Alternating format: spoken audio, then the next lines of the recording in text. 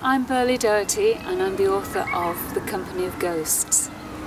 It's a novel that's set on an island in Scotland, and I know that island. I've been there, I stayed there for some time when my children were very small, and it's quite isolated.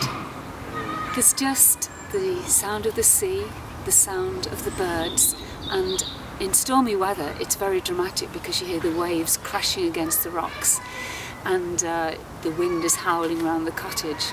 And that's all that's there actually. It only takes 20 minutes to walk around. I know all the caves and the coves, and there's just the lighthouse keeper's cottage and the lighthouse itself, which doesn't work anymore.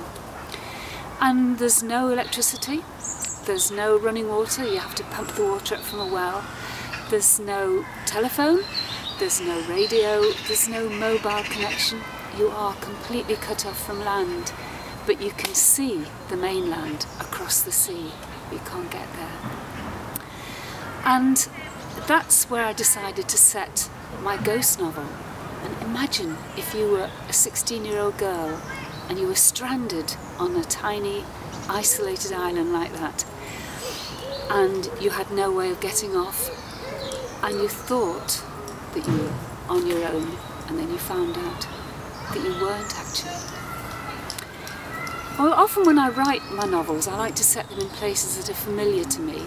I feel comfortable describing it, and maybe, hopefully, the reader will feel comfortable being there in the book, and at times uncomfortable too.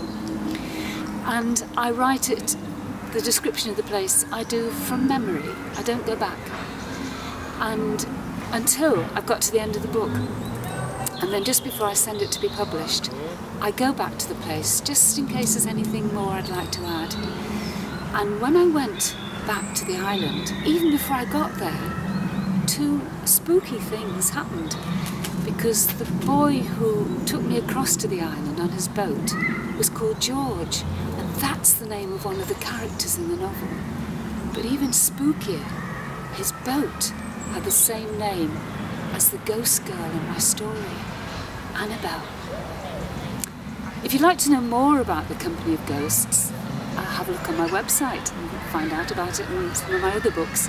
And you can follow me on Facebook and Twitter.